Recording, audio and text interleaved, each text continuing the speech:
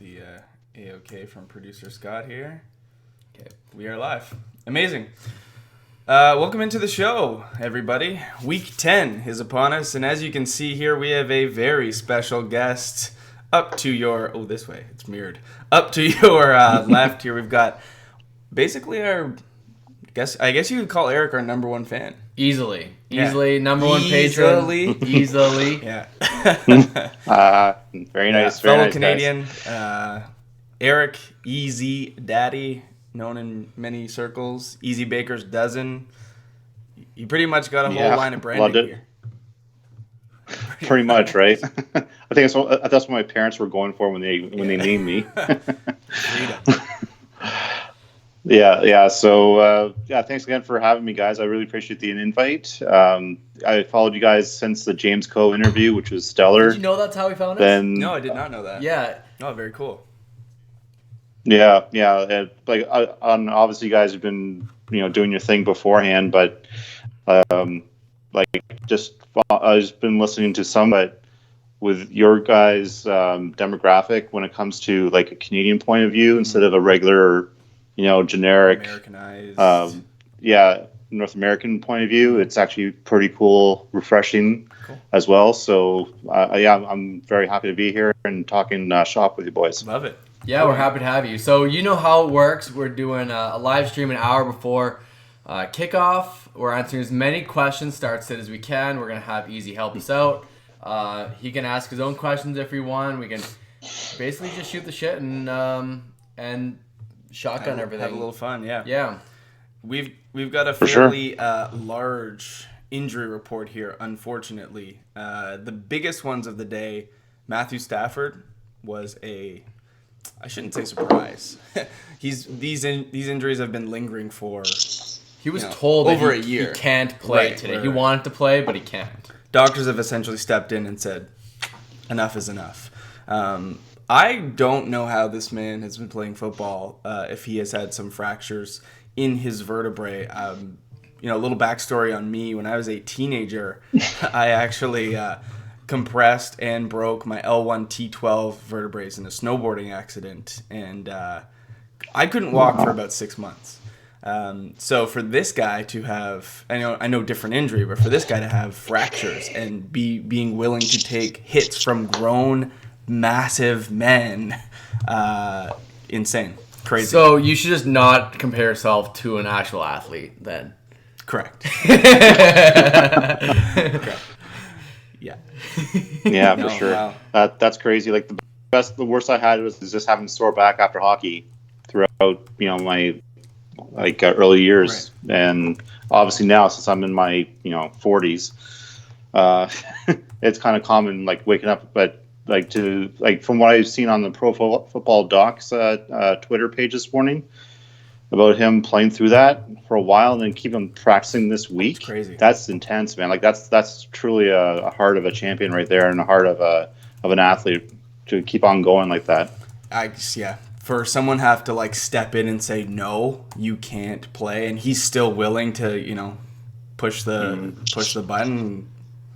Crazy. I don't know. But listen, I'm going to roll through these players that are inactive. We got Jacoby Brissett, the Colts, Paris Campbell, T.Y. Hilton. Very limited options this week in Indianapolis. James Conner and Benny Snell will be out again this week, so that basically puts the football in Jalen Samuel's hands a lot. Brandon Cooks still out in the concussion protocol. Evan Ingram and Sterling Shepard will be out for the Giants. I know that Turk will be unimpressed with that.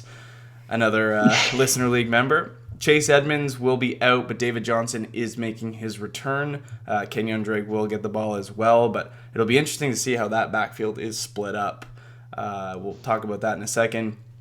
AJ Green was out, then in, then back out in Friday's practice. Or was it Thursday? Thursday's practice basically came up with some discomfort, and his ankle swole up. And really unfortunate because we had recorded our regular podcast on Wednesday nights, and that news came out the next day. Didn't age so well, but sorry for those of you that saw that and thought differently. Delaney Walker is out, and Adam Thielen is out. Let's go back to the James Conner, Benny Snell situation. So Jalen Samuels gets the ball again. Easy. What do you make of that opportunity for him? Do you think he's going to capitalize, or is it just going to be another ho-hum performance? Yeah, it's another oh-hum performance, I believe. Like, I put my stock in Jalen Samuels last week in a play just as a flyer. Didn't pay off for me in my money league. Like, he did get a lot of the unknown factor at the time that I didn't really research properly was Trey Edmonds. Yes. He ate into Samuels a lot. Big time. That more than what I thought. Like maybe 2 or 3 thoughts on my face. So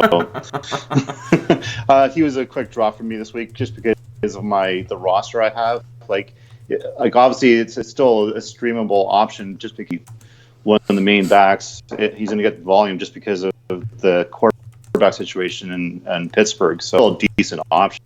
It's just not my option. It's decent, but it's not. It doesn't give you the reassurance of a good, respectable floor and a potentially high ceiling. It just speaks to me as someone who's not going to completely blow your roster up or any chance of winning, but probably not going to be able to lean on him like you would a James Conner.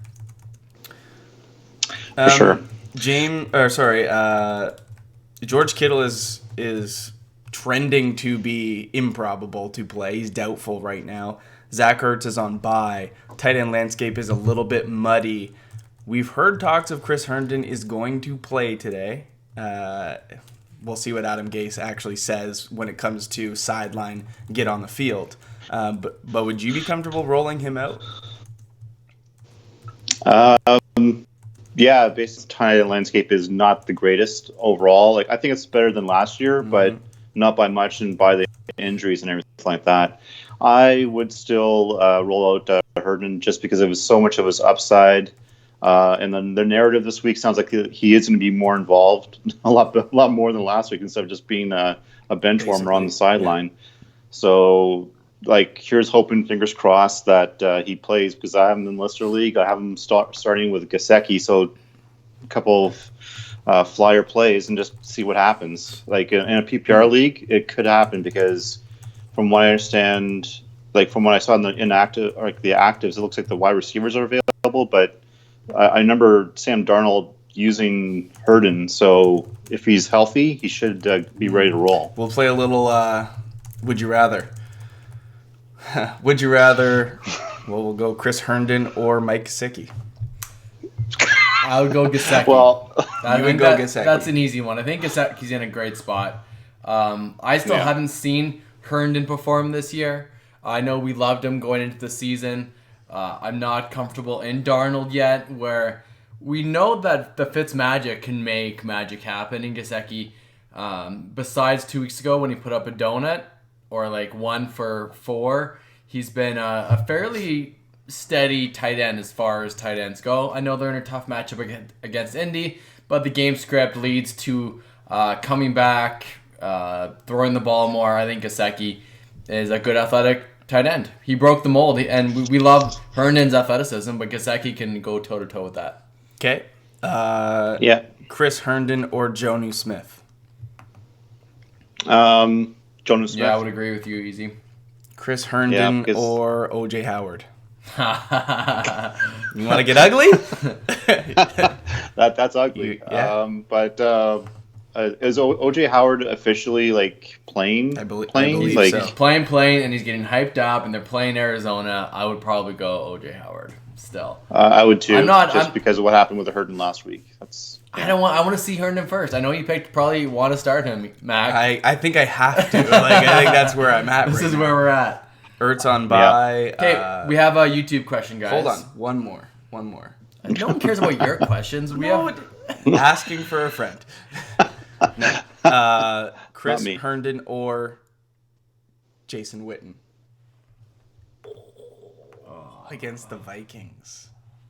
Chris Herndon. I just that's the matchup. So you'd rather so easy goes Herndon there. I still have Herndon ranked lower, but I understand where I would go, Jason. You're tempering expectations. Sure, of course, yeah. I mean, we always want to see it before we make that play, but the tight end position is just so scarce, and you've got injuries, you've got guys on bye, especially with George Kittle trending to be potentially out. Right. If you have George Kittle on a Monday night, I'd probably rather play the Hollister. I don't think I want to wait. Dwelling in that matchup.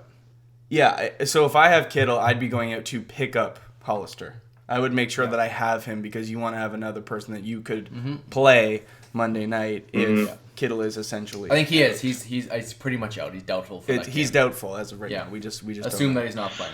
Okay, YouTube question. Yeah. Who do we got here? Pick 2. Zeke Elliott, Derrick Henry, Nick Chubb, Tevin Coleman, and Kareem Hunt.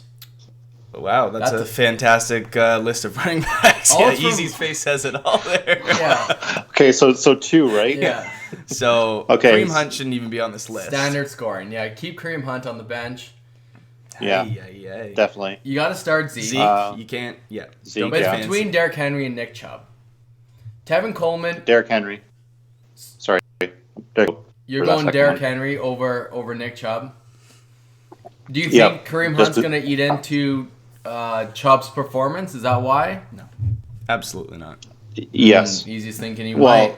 It's a very small amount, Mac. I hear what you're saying, but it's also the Buffalo defense and then the Browns offensive line. I have to have a bad feeling about all that scenario, and I think they're playing in Buffalo, right? It is. Yeah, Ralph Wilson Stadium.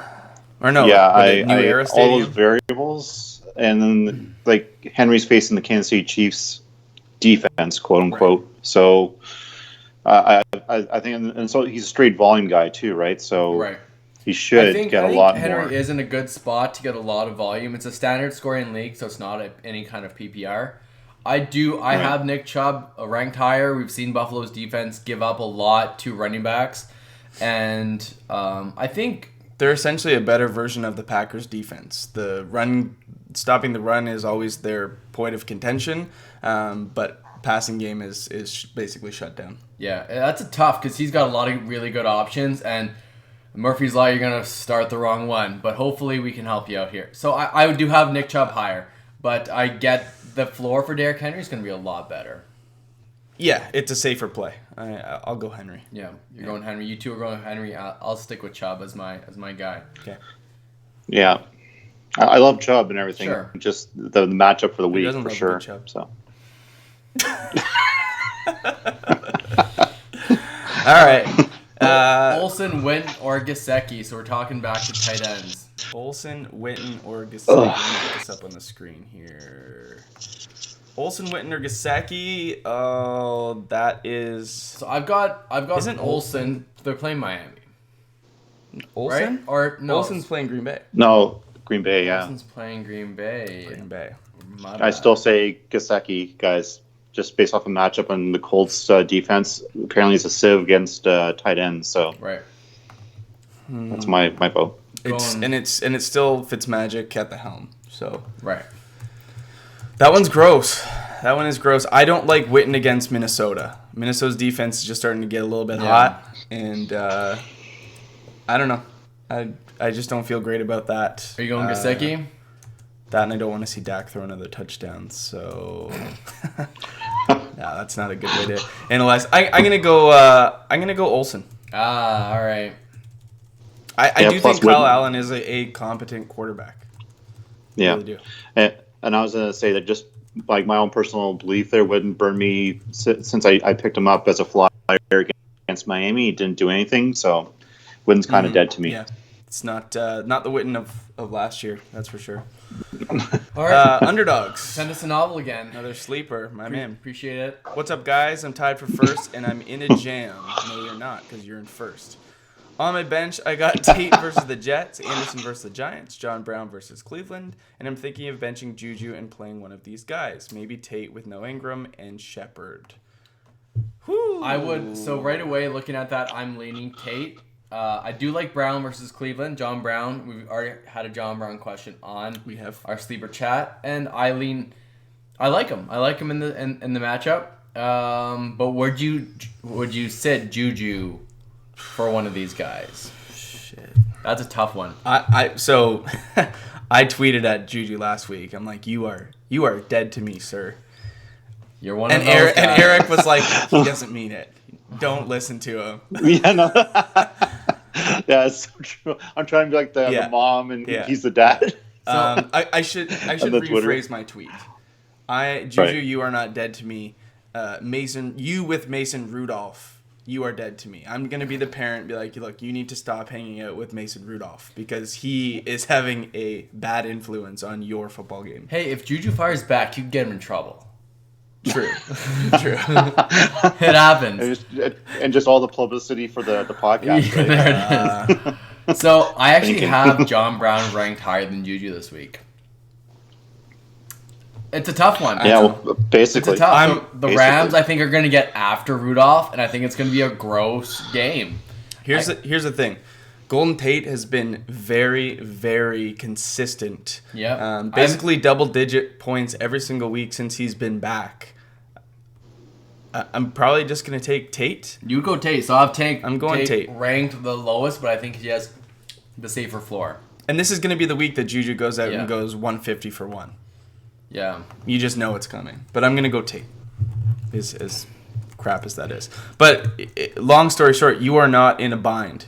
You're not in a jam by any means. If you're in first, you can suffer a loss. I don't know how your league works. For us, basically, for the league that we have 8 teams getting into the playoffs, the top 2 get points. You get like a little bit of a buffer to start the first playoff weeks, and the ones that have 6, you get a bye. So as long as you're in the top 2 spots, you get a bye. Standard League, Jalen Samuels or Jamal Williams? Jalen Samuels. I heard Jamal Williams. Jamal Williams in there. You'd go Jamal? No. I'd go Jalen. Jalen's by himself in that backfield. I think this could be a big comeback game for Aaron Jones. I think Jamal still has touchdown upside. He has 5 receiving touchdowns. Yeah, positive regression has to happen. I understand that. I'm not saying he's going to have 10. I'm just saying that he is used. I know. And Green Bay is successful on offense. Yeah. For the most part. But that was when Adams was injured, right? So let's see, they're fully 100% healthy now. So this is kind of like the prove it game. If he still gets used in this, then well, sucks for me because I have Adams. So his shares might be going down, or his targets might be going down, or even Aaron Jones too. So it's close. We'll see. It's close for me. Close, I don't see a massive performance out of Jalen Samuels. Like truly, honestly, all Jamal Williams has to do is find Aaron Jones off for a series and punch one into the end zone, and there's your week. Yep. Who's going to have more trips to the red zone? The Steelers this week or the Packers? I'm willing to bet on Green Bay. Yeah, Panthers defense is not the greatest. So and Rodgers, they're playing at home, so it should be kind of like a back and forth, like open offense on both sides. Mm-hmm. So it should be a high scoring fantasy. It's kind of gross. I'm going to take Jamal Williams actually. Yeah, I know you guys are on Samuels, but I'm gonna go a little bit contrarian here. Scotty, if you guys are on Sleeper and you didn't know, get your butts to YouTube. You want to see Easy's beautiful face? Drop us some questions. Let's get it going. Do we have any more from YouTube? Nothing from YouTube. We have RTD that I answered earlier. Marquise Brown or John Brown? Marquise Brown or John Brown? Oof. So Hollywood is in. Yeah, against Cincinnati. Exactly. Good matchup. But what I said is the game script could lead to a running game. And they might Marquise Brown could be one play and it's going to the house and it's great. But I think the Cleveland Buffalo game could be a little bit more competitive where they might need John Brown a little bit more. Where it could just be a weird game in Cincinnati, slow, lots of running, kind of gross. I don't know. It's hard because Cincinnati on paper is a great matchup. 100%. Right? Yeah. So where would you lean on that? Go ahead, Easy. I would say John Brown, just because he's the number one target. Mm-hmm. I have this kind of problem with other wide receivers, but Malcolm Brown, Hollywood Brown, is one of my options, and I can't trust Lamar Jackson. Like, even Mark Ingram's productivity has gone down since Lamar Jackson's been like a lot more involved with offense, with rushing, and it's not so much passing. He kind of shares the ball around. So, like, he's been below 10 points in standard scoring since week 1, right, with Malcolm Brown. So, I guess it's a prove it game. But if that's your only option, was it Malcolm Brown or Marquise Brown? No, Marquise. Then. Yeah. Marquise Brown. The running back. Yeah. Marquise. So he's Hollywood Brown if he's like your last option. But if it's John Brown and Hollywood, I'd choose John Brown. I think I would as well. I mean, we're talking about two quarterbacks that are essentially in the same archetype, right? They get it done mostly with their legs. Lamar Jackson actually has been statistically a lot better, more efficient, more accurate this year as opposed to last. He's up about 8%. The only thing is, you look at the last couple weeks, he's been rushing for 100, 120 yards. The volume's just not there. The yards just aren't there. I think last week he threw for 160. In a very, very, for football purposes, he's fantastic. But for fantasy purposes, the volume's just not there. And we're seeing some of the regression that we saw in the early weeks with Mark Andrews. What's a good line for Marquise Brown on targets? 3.5? Yeah. What would you go? No, targets or receptions? Okay, targets 4.5 for targets. No, he'll be. I think he'll be targeted more than that. Yes. So if he gets targeted more than that, I think he's got great upside. Upside, sure, but how many is actually going to catch? Well, but the thing that exists with both of these players is they both have the ability to take one play to the house for 75 yards. Exactly. Right? And so Baltimore... I'll take John Brown. Yeah. I agree with that. Baltimore is in a really good state of mind right now where they want to beat teams to the ground. And they want to show that they're really good. This is a typical trap game for them because the world saw them beat the Patriots last week. Great. Right? Everyone and their grandmas are going to be on Baltimore to destroy Cincinnati. The backup quarterback without AJ Green. If I was a betting man and I like spreads, I might take Cincinnati to cover the spread. Because you're going against the public. 90% of the public is on Baltimore. I don't know about that. That's a little crazy. I was listening to Left Go on the way here. That's a little crazy. Okay, Okay. The last thing, the tiebreaker. If you were like, okay, John Brown, Hollywood Brown, where do I go? I'll go the tiebreaker between Hollywood Brown is coming back from a small injury, whereas John Brown has been healthy for time.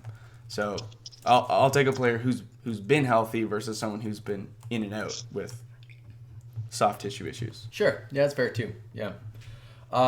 Sit 1. David Johnson, Jalen Samuels, Tevin Coleman, David Montgomery. Sit 1.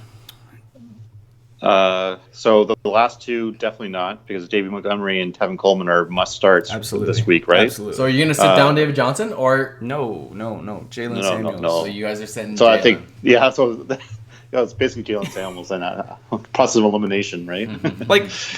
Let's chat real quick. Who are you starting Jalen Samuels over? Probably... For me, Kalen Ballage. If you had to make that decision... Kalen Ballage, Jalen Samuels, they both have the keys to the backfield. Who has the better offense? Yeah. It's still Pittsburgh. And I don't think Kalen Ballage is overly that good. I have Samuels ranked very high this week. I have him as a running back 1. You have Jalen Samuels over Chris Carson? Yeah. Are you mad? San Francisco. That's San crazy. Francisco is a great running defense. Whoa. Hey. Exactly. I am bold on Jalen Samuels this week on his own, especially in any PPR type league. He's going to catch a ton. Okay, yeah, PPR for sure. That's a good point. But didn't I'm drawing a blank now. Who did San Francisco play last week? That they weren't exactly the greatest against stopping the run. They played the Cardinals. I Kenyon Drake Yeah, Cardinals. torched them. Yeah, Kenyon Drake on Thursday Kenyon Night Football, Drake? right? So Yeah. I think they're bounced back. Come on. they landed. All right. Landon is counting on the garbage time yardage. Yeah. Um. I got a Samuels. Who would you rather hit me. Start? Because I Asking for a friend? Talking about asking for a friend. Because I used to have Juju Smith-Schuster, so my pain with that. I do. But also the other one that caused me great pain throughout my whole draft, my league record, Joe Mixon. Would you have Joe Mixon this week or Jalen Samuels? Easy. That's such a great I question. feel sick. I feel so sick. I actually made a trade. Tried to that's- make a trade for Joe Mixon in Dynasty. that's Matt smart. wanted Mark Andrews from me, so I said, "Give me Joe Mixon." Oh, and he wouldn't do it. Never materialized. Oh, that's not a bad trade. I know. I was thinking I should have tried to get when you wanted Evan Ingram, I should have went after Mark Andrews. Yes. And then Long story short, I don't know if I'm not as high as Landon is on Jalen Samuels. I would probably roll Mixon. against Baltimore, yeah. Yeah. So we have a question. Divisional. There's something to be said about divisional matchups. And he does catch a lot of He can throws catch in the the ball. backfield. So. There's no competition. Yeah.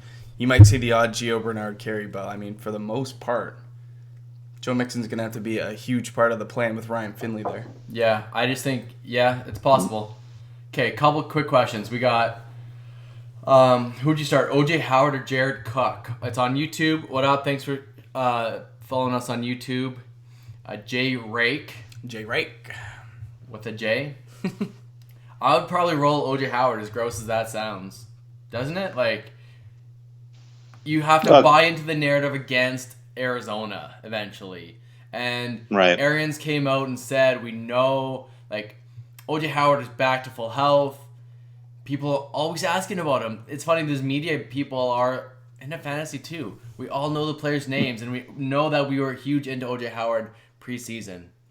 So they've been after Arians about it. Why has OJ Howard had such a bad year? And I think it's time they might give him the ball against Arizona.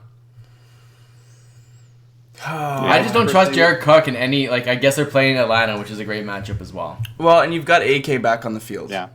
Yep. Right? So Michael Thomas and AK are going to hog the targets. Jared Cook has been disappointed as well. Like, Coming just back because from Breeze injury is as there well. doesn't mean he's going to be relevant again. I don't know. My vote. I'd play the matchup. Sorry, ahead. Mac. I'd play the matchup with in this case. Just I think in this case, Jared Cook would still get the goal line at least one or two targets throughout the game, and if he gets one touchdown with say 3 receptions, that's still a decent, probably a top 10 tight end. Which is that describes the landscape, right? That's basically it, right? So it's not a bad value, and like it's kind of like a pick or poison with this too, right? So I think I'd probably just give a little bit more perspective, devil's advocate. I agree with you, Landon. I'd probably still say, just devil's advocate, I'd say Jared Cook. There you go. I like it. Okay. I like your style. We have one on our sleeper chat. This is a tough one, I think. Hollywood, Golladay, or DK Metcalf. Woo. That's really hard, I think. Yeah. Both, like, everyone represents upside in a different way. Golladay has a new quarterback. I get if you want to sit him down. Like I said earlier, he's a big target. He's like still will get targets because he's so big, I think. But will it surprise you if he has a bust game? No. Because he has a backup. It's a shitty. It's a bad matchup against Chicago. The way I see it is that Hollywood's probably the last option that I would choose. I would narrow it between a 50-50 over Golladay and DK. DK, there is that other factor of Josh Gordon is on the field, and the news coming out of that camp is that it is expected that he will have a significant role in the offense.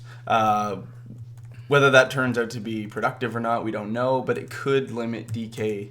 And DK's really been preying on one or two opportunities a game over the last couple weeks to be relevant.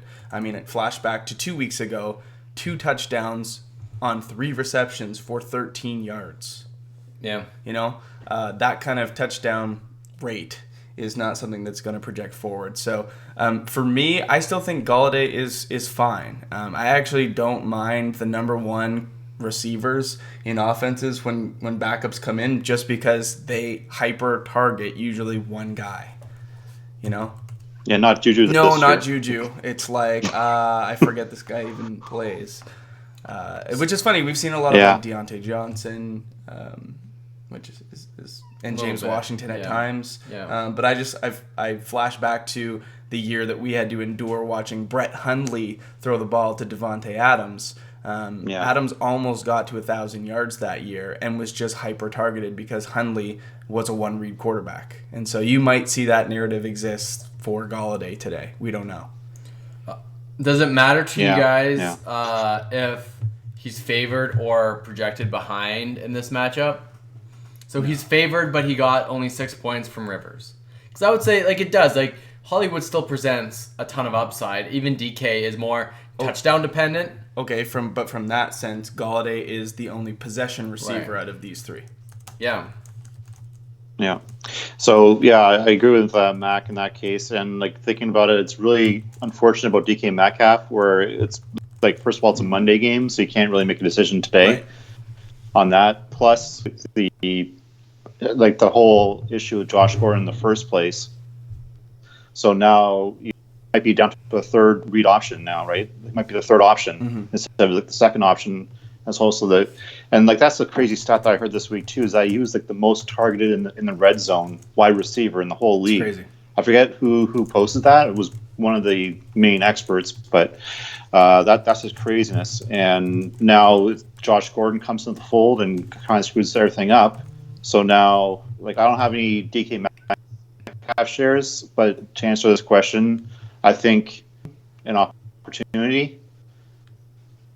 So I'm thinking Galladay too, like you're saying, Mac, but I'd say just on the matchup, I think that's like the tiebreaker for me. I'd say Hollywood Brown in this case. Oh, Hollywood. And was that a question in PPR or just I can standard? find out here. He said he doesn't say. He doesn't say. PPR. Because PPR probably Holiday then. Yeah. So Galladay, sorry. Galladay could have 15 targets easily. We wouldn't be surprised, but he also could get. He could catch 1 for 4. You never know when a quarterback falls in love with one option. I mean, look at Jamison Crowder on multiple occasions this year. Jamison freaking Crowder, 17 and 18 targets in multiple weeks. Oh, love that in the Lister League. Yeah, I know, right? John Brown or Samuel Watkins. This is from YouTube. Hello, Alan.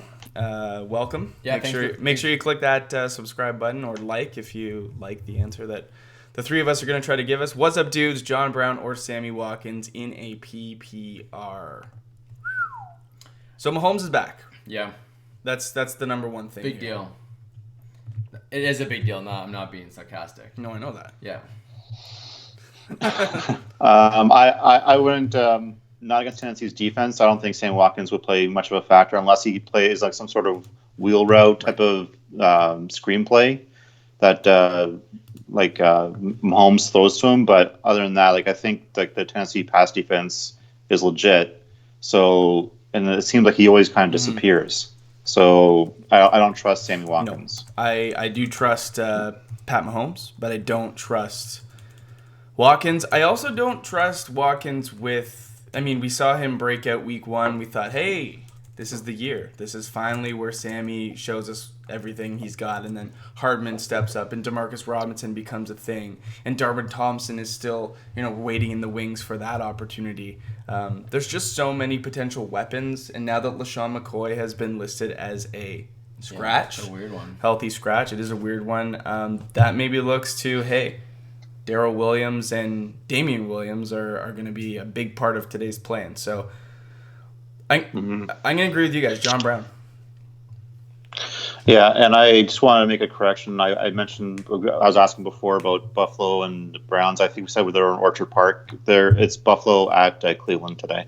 So Oh, it's at Like, I don't know, Cleveland? like, look from what... Right. Yeah, it's at Oh, yeah, Cleveland. yeah, yeah. And, yeah, we said Orchard Yeah, Park. we I just did. wanted to You're make right. sure that we aren't just First Energy randomly... Stadium. Yeah. This one's So, nice. yeah, I'd say John Brown. And, like, the Browns cornerbacks should be able to defend. But, again, they haven't the greatest. Have been, like, not really healthy all year. So, in this too, they're not trustworthy. Yeah, So. no, they haven't blown me away with anything they've done offensively or defensively. So should be an okay day true. for the Bills. Your boy D Harrington Yep. on sleeper. Should I run Damian Williams? I hope that's Damian Williams. I think so. D Williams. Should I run Damian Williams or Chris Carson or Coleman? I think Carson and I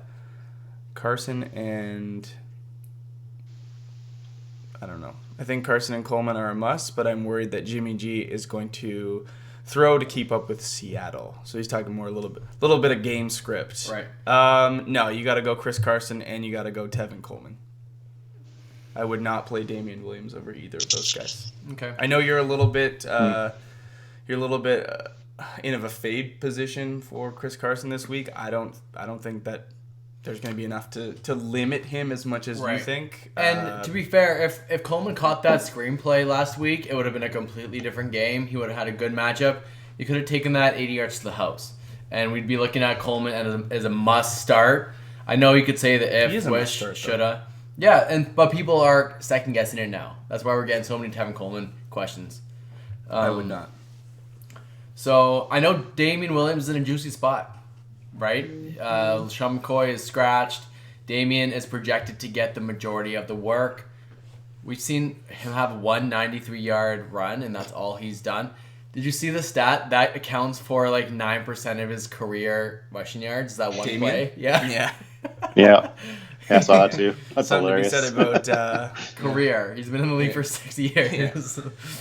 He's just to me personally, he's just not that talented. I just think he finds himself in a very good spot, undeservingly, and opportunity is a huge part of being a fantasy running back. But he's not overly talented. He could be replaced, literally like that. Yeah, absolutely. Running back doesn't matter. And I'm looking forward to you guys' off-season chats on your podcast about like the hype and where the like expectations were for certain draft picks, especially the mock drafts, how high you went. And I think in our listener league, he went pretty high too in the top 4 rounds. Oh, he was like a second-round pick. Right? Yeah, someone made a second-round pick in our listener league, right? So, and basically based off of his history and just versus opportunity. I think and Damian's out of the league. That's kind of wild card there. I think they draft a running back, and everyone's going to be on that next draft pick rather than Damian. Even if they take a third or fourth round guy, I think everyone's gonna be on that train rather than the Damian train, even if he stays on the team. There's the one guy I follow on Twitter. His name's Phil. Can't remember. It's like Dynasty Takes or something, and he's like. He tweeted out 2 weeks ago. He's like, Damian Williams truthers got what they deserved. All right. Sleeper chat. Oh, I was going to say a quick thanks to Alan for the sub. Alan Pedrosa. Yeah, Alan, that we helped out. Oh, the subscribe. Awesome. Yes. I actually got one on Twitter real quick. If you guys I thought we were getting sent like a foot-long sub. I would take that I could use some lunch. We can go get it. I got one off Twitter. I'm hungry. Coasty78. Galladay and Moore. This is the one question. Sorry. Edelman, Thielen, and Hopkins are out. My plays are Galladay, Fitz, Alexander Erickson, and DJ Moore. He needed to start 2. DJ? Definitely. DJ and Galladay. Can't start Fitz. You can't start Fitz. I'm sorry. I wish you could. Hey, revenge game versus Bruce Arians. Yeah. Nah. Is there a I guess that works for a revenge narrative. Sure, why not? You got one coming in off sleeper here? Yeah, Jamal Williams. He's got Jones. Aaron Jones is running back 1. He's got Ronald Jones versus Arizona, the new running back 1 in Tampa, and then Zach Pascal versus Miami. So this is a PPR, eh? Yeah. Pascal is so interesting, especially with Campbell and T.Y. Hilton out. But I'm going to go Ronald Jones. Yeah, I like Ronald too. And is it just the one spot? Just the Uno. Yeah. I'm going to say, just to be contrary and have a conversation with this, is Zach Pascal. Because he's against Miami. I know. And you see what wide receivers, and I don't know if he plays a slot or not, if he's open to play outside because of T.Y. Hilton. But from what I've understood is that he's getting a lot of targets since T.Y. has been injured. Like every time he's injured, gets almost all the targets. So I'd play Pascal in that case. If you're feeling really comfortable with your wide receiver position and the rest of your team, I'd put him in there as like a wild card spot.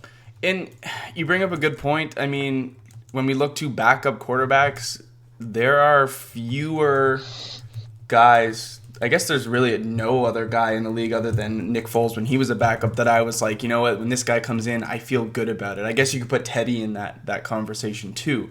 But Brian Hoyer is every bit as good as most, bottom half starting quarterbacks. So I feel pretty good about him. I don't know. Here's the thing. I don't think you can go wrong with any of these options. I think Jamal Williams presents the lowest opportunity. If he's going to be fantasy relevant, it'll come off one or two plays. Jones should get the volume. Arians was pretty vocal in saying that Ronald Jones is now definitely the number one. You're not going to see that Peyton Barber surprise, start or couple drives or undeserving carries. So Ronald Jones should be there for volume. Zach Pascal should be there out of necessity. I don't think you can go wrong with either of those two guys.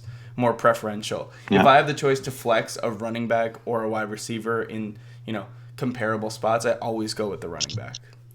I agree. Go ahead, Easy. Sorry, can I ask a quick question since we're talking about Rojo there? Yeah.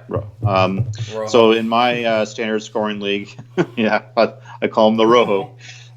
So I have a question for my money, like my league of record, standard scoring. So my flex is that I had before this show is I had Mixon in there, but not feeling comfortable. I do have Rojo, Crowder, or Hollywood Brown. But again, this is standard scoring.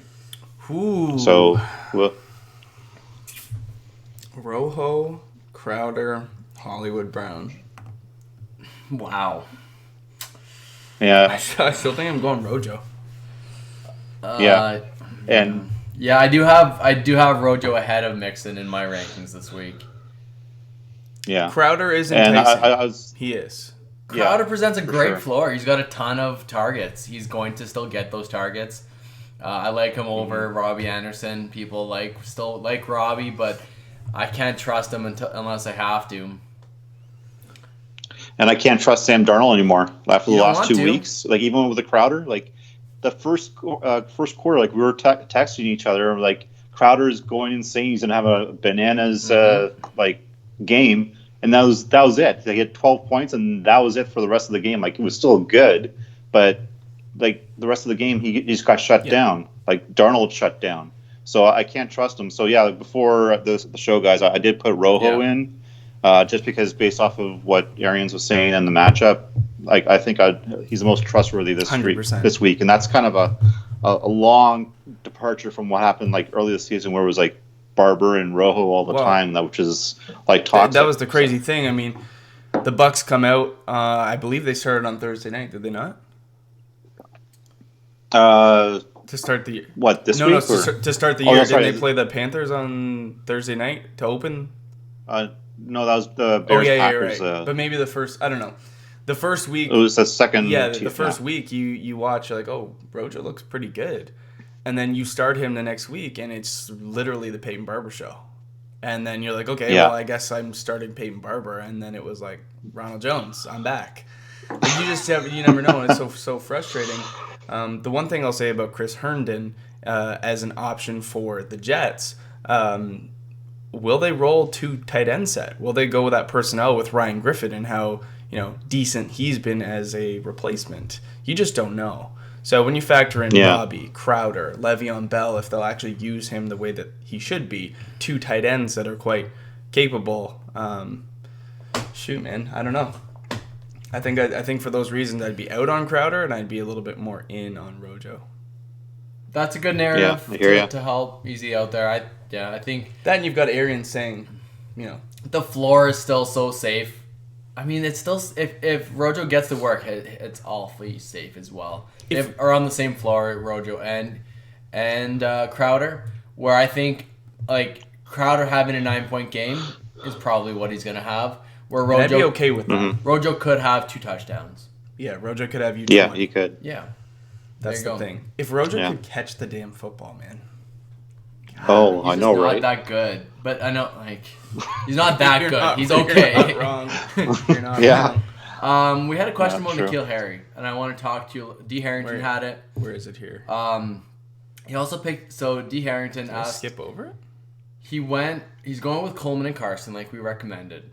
Where's this question? Is it in your DMs? No, it's in the chat. Did I miss it? It's right above, right there. Oh, okay. Also picked up N'Keal Harry a few weeks back. Should I keep him roster or is he irrelevant? Well, you should have watched the rest of season Stashes show. Well, and that's the thing. If it's a keeper league, I really do like N'Keal Harry. So do I. But if you're if you're going for a championship run, it's not a bad idea to grab those elite handcuffs like Madison or Pollard or even a really good defense that has great matchups. I think those still lend you more concrete plays.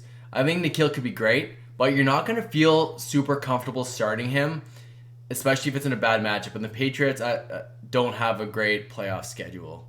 I think he has a ton of upside, but he's still a rookie. And you're going to feel like if Zeke goes down or Dalvin Cook goes down, if you have an opportunity to grab Madison and Pollard off the waivers, just stash them. I think they're more they're championship winning pieces than what N'Keal could be, in my opinion. The thing with N'Keal, that people have to remember is one, the dude is 6'3", 225. He is an absolute beast of an athlete. Number 2, the New England Patriots took him in the first round. We're talking a first round talent in a draft that was dominated by defensive players. He was one of the first offensive options to come off of the draft board. I think it makes sense why he hasn't played yet, though. I mean, really, when you look to outside of his injury, but now he is healthy and he's able to play. Does it really make sense for the Patriots, who we could say N'Keal is the future of their wide receiving core? Does it make sense for them to put him out in matchups that they don't really need to win, that they don't really need him to win, and he's not really acclimatized to the offense yet? I mean, he's been a participant in practice, but not actively. He's just been watching and rehabbing. So, I mean, it doesn't make sense for them to roll N'Keal Harry out. Now, when his time does come to get on the field, maybe week 13, 14, 15, 16, playoffs, I think he's going to be a huge piece because he is what the Patriots need, a red zone threat. They lost that in Josh Gordon. They don't have that with Edelman and Sanu and Dorsett. Sure. They don't have a big-bodied guy they can throw at. That used to be Gronk. That used to be Josh Gordon. That's not them anymore. Right. So they might look to Des Bryant, too, if N'Keal Harry's not able to get back on the field. That's kind of what I've heard. You're not wrong, and I don't mind that narrative, Mac. But when you're relying on touchdowns for a rookie, it's going to just be hard to trust a guy. I'm not saying he's reliant on touchdowns. I'm saying he fills a gap that the Patriots have. Right. And that's a big-bodied target. Because we know Edelman and Sanu are going to be used between the 20s. Correct. Generally. So, yeah, that's just... It'll be hard. We'll see. I'm excited to see. We love the talent of N'Keal Harry. And if you have room, stash him. Why? It doesn't hurt. I have him in the places where I have room. And even so, I was thinking about it. I picked Josh Gordon up off the waivers. I had a chance between to pick up him or N'Keal Harry. Right. I almost wish I just grabbed N'Keal instead of Josh Gordon, which is hard to believe. But so I would drop a guy like Geronimo Allison right now to put N'Keal Harry on my team because I know that I'm going to be tempted to start Geronimo, but I'm not going to be tempted to start N'Keal until it's 100% time. Yeah. Easy. Flip it to you. You know what? Like, I'll just put it this way: when I'm thinking about wide receivers from the New England Patriots, I won't be graphic because I kind of hate the Patriots and I don't want to ruin your YouTube channel there. So, basically, in short, you have to think about the depth chart too. Like, it's Mohamed Sanu now. It's Dorsett. It's Edelman, who's a PPR machine. He's always going to get the first target. The only reason that I would consider N'Keal Harry, like, it was just talking about standard scoring PPR for this year, not like redraft. Dynasty, yeah, definitely 100%. Stash him. I would put him.